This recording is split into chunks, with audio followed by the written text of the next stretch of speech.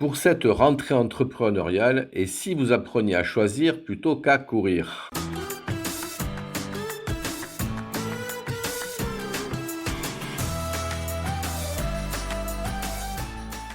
Bonjour et bienvenue sur notre podcast Gardons le cap, le podcast qui permet aux entrepreneurs de tendre vers le succès. Et oui, la puissance, ce n'est pas d'en faire plus, c'est de savoir choisir ce qu'on ne fera pas ou ce qu'on ne fera plus. Je me souviens à une rentrée il y a quelques années d'un client, que j'appréciais beaucoup d'ailleurs, un dirigeant d'une PME. On était début septembre et il décroche et avant même de me dire bonjour, il lâche: Gérard, je suis épuisé.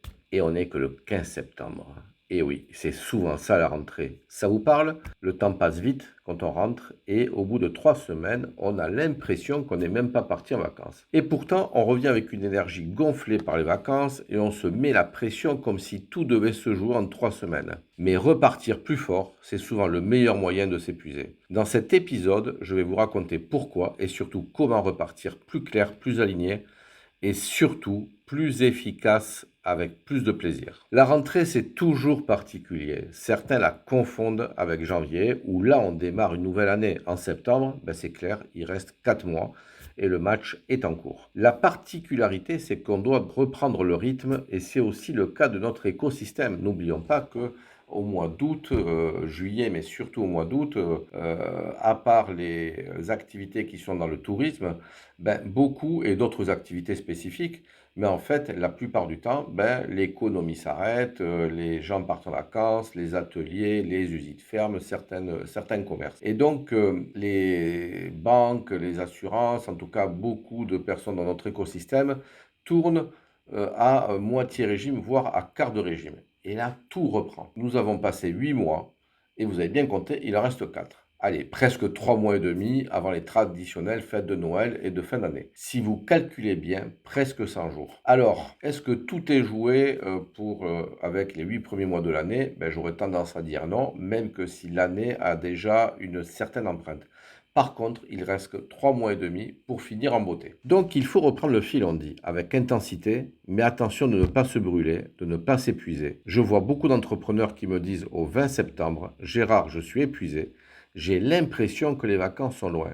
Et je vous avoue que ça m'est arrivé aussi par le passé. Alors comment faire? C'est l'objet de ce qui va suivre. Et chaque année, j'entends aussi une autre phrase avec celle je suis épuisé, il faut que je rattrape le temps perdu. J'ai pris du retard au cours des 8 premiers mois, le mois d'août on s'est arrêté, on a perdu du temps, etc. Et en fait, on a l'impression que parfois cette parenthèse du mois d'août est coupable. Mais en réalité, la rentrée, ce n'est pas un nouveau départ, c'est une relance. Allez, pas demi-course, mais de 2 tiers de course. Imaginons un marathonien qui s'arrête 2 minutes au ravitaillement et qui repart en sprint, comme si la course venait de commencer. Vous voyez la scène? Il explose avant même d'avoir parcouru 1 kilomètre. En fait, c'est exactement ce que font beaucoup d'entrepreneurs en voulant repartir pied au plancher. Attention à manquer d'oxygène. La rentrée, ce n'est pas un nouveau départ, c'est une relance à 2 tiers de course. Certains diront à mi-course. Et là, en fait, l'idée, c'est de vraiment se focaliser sur des objectifs très clairs qu'on va identifier pour finir l'année en beauté, pour pouvoir arriver à avoir un beau bilan qui va représenter l'image financière de l'année d'après, pour pouvoir mettre les bases aussi de l'année 2026 qui se présente. Et donc, en fait, ne partons pas dans tous les sens, focalisons-nous, faisons un diagnostic sur ce qui a été fait, ce qui n'a pas été fait, et derrière, alignons-nous sur des objectifs clairs. Nous allons en parler. Donc, l'erreur fréquente, c'est de croire qu'on doit rattraper le temps perdu, le temps de l'été en multipliant les projets, et même le temps perdu au cours des 6 premiers mois, voire des 7 premiers mois avant le mois d'août.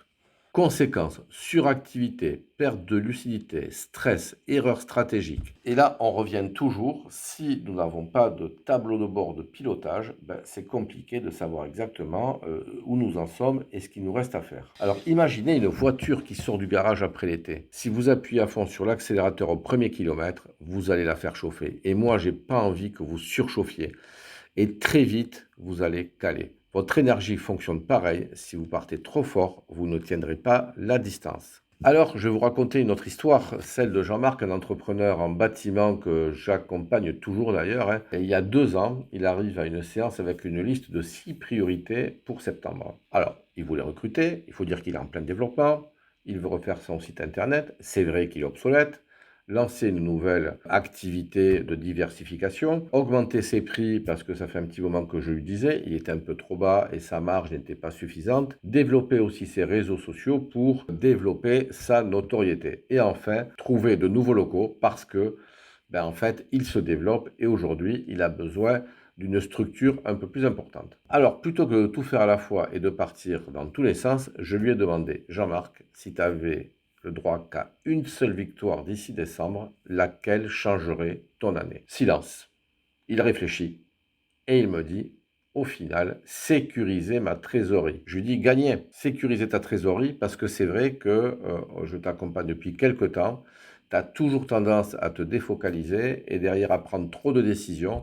Et maintenant, vraiment, il est temps de sécuriser sa trésorerie. Mais sécuriser sa trésorerie, ça tombe bien. Développer son activité avec une diversification, ça va lui amener du chiffre d'affaires en plus, donc c'est un sous-objectif. Recruter, oui, mais peut-être d'abord sécuriser sa trésorerie avant de recruter. Et puis ensuite, augmenter ses prix, gagner, parce qu'en augmentant ses prix, il va pouvoir faire plus de marge et sécuriser sa trésorerie. Donc en fait, de plusieurs objectifs, on en tire un et derrière, on va des autres objectifs en faire des sous-objectifs pour arriver à l'objectif principal. Donc définir un objectif clair sur lequel nous restons focus, cela générera des sous-objectifs qui s'enchaînent. Mais au moins, la vision est claire. La clarté est précieuse, les amis.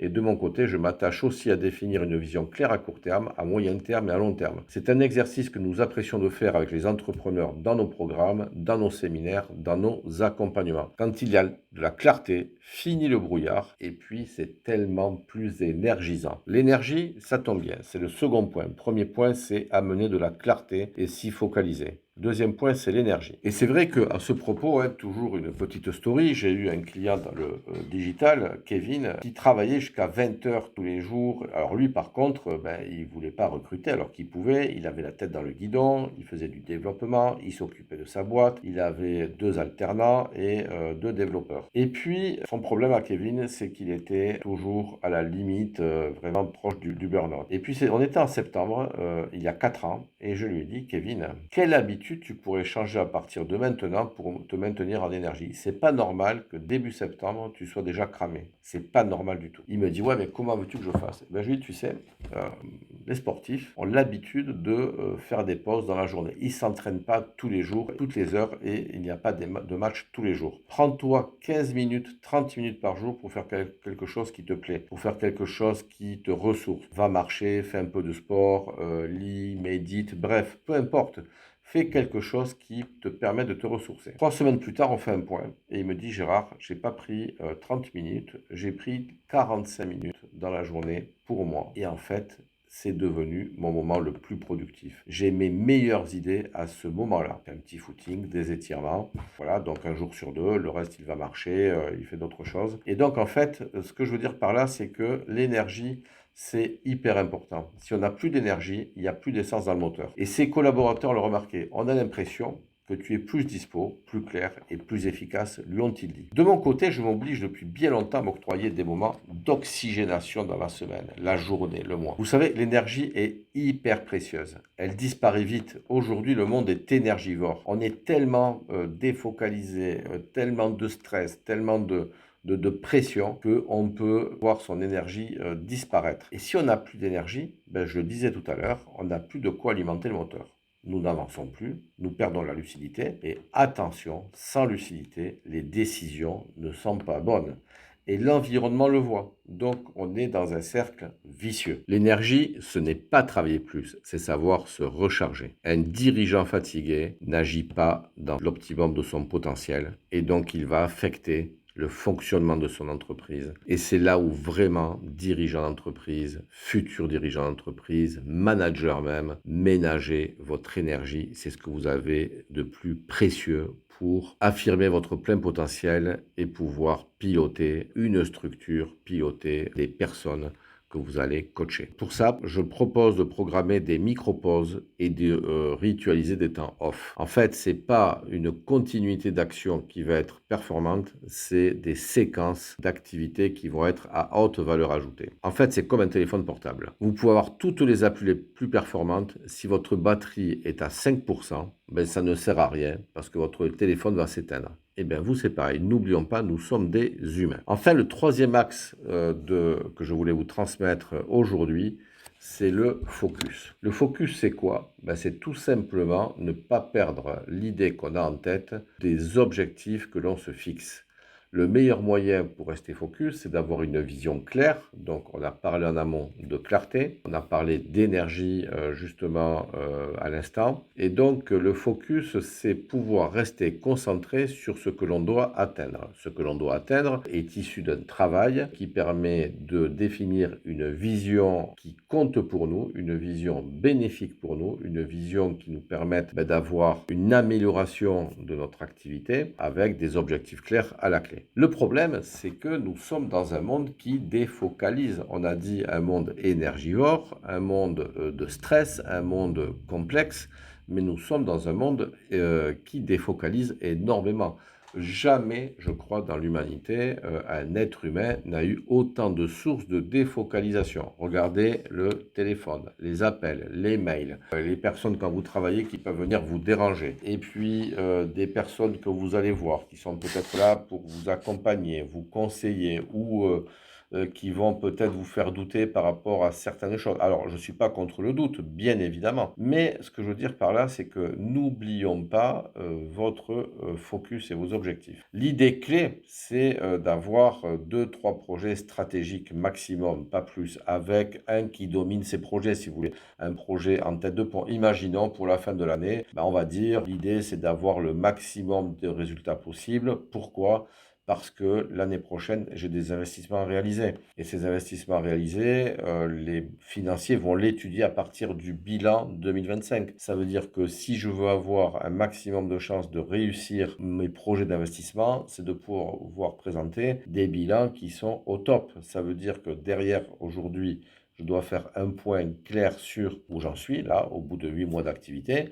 Et qu'est-ce qu'il faut que je fasse pour sauver mon année, réussir mon année, amplifier ma réussite, de manière à pouvoir assurer mon exercice 2026. Donc en fait, je vois parfois des to-do list d'entrepreneurs qui disent tiens, d'ici la fin de l'année, il faut que je fasse telle et telle chose, comme mon premier exemple de tout à l'heure. En fait, non, on se limite à 2-3 points et après, par contre, c'est une feuille de route précise. Donc on croit souvent que la réussite, c'est ajouter. En réalité, c'est même soustraire. Aujourd'hui, vraiment, je conseille de regarder ce qu'on doit éliminer dans les actions que l'on fait qui ne servent à rien, de garder vraiment un tronc fort et pourquoi pas d'ajouter quelque chose qui va amener plus de renouveau, de valeur ajoutée. Et derrière, c'est le focus. Donc, de toutes ces informations, sollicitations qu'on peut avoir multiples, en fait, si on n'y prend pas garde, notre gestion du temps est mise à mal. Et nous pouvons très facilement sortir du chemin que nous nous sommes tracés. Donc, écrire une feuille de route précise, avec des actions à mettre en place pour atteindre la vision est une nécessité. Mais bien sûr, l'écrire, c'est nickel, c'est parfait. Et vraiment, nous le conseillons, nous faisons des exercices aussi sur ça dans nos séminaires ou accompagnements. Mais les relire de temps en temps, c'est parfait. Alors pourquoi les relire? Parce que c'est très clair. Les relire permet de redonner du sens et de voir où on en est par rapport à ces objectifs que l'on met. Donc derrière, faire une feuille de route à 4 mois jusqu'à la fin de l'année, en disant à fin septembre, j'aurai fait. À fin octobre, j'aurais fait, à fin novembre, j'aurais fait, et bien derrière, c'est très simple parce que on va pouvoir mesurer le progrès et voir les écarts par rapport à ce qu'on a fait. Et croyez-moi, vous aurez un chemin balisé et vous resterez focus. Alors, on arrive à la fin de ce podcast. Qu'est-ce que je vous propose de retenir? C'est 3 leviers simples. La clarté, une priorité phare. L'énergie, préserver ses ressources. Vos ressources sont essentielles. Et ensuite, le focus avec pas plus de 2-3 projets maxi, vraiment des gros chantiers importants. N'oublions pas que, je le dis parce que souvent on l'oublie, après 2025, il y aura 2026 et que tout ce que vous allez faire dans ces derniers mois de l'année 2025 aura des conséquences sur 2026. Donc, posez-vous bien avant de repartir à fond. Et puis, je vous propose pour finir un petit exercice simple. Prenez une feuille, écrivez 3 phases. Mon objectif phare d'ici décembre est, voilà, vous écrivez.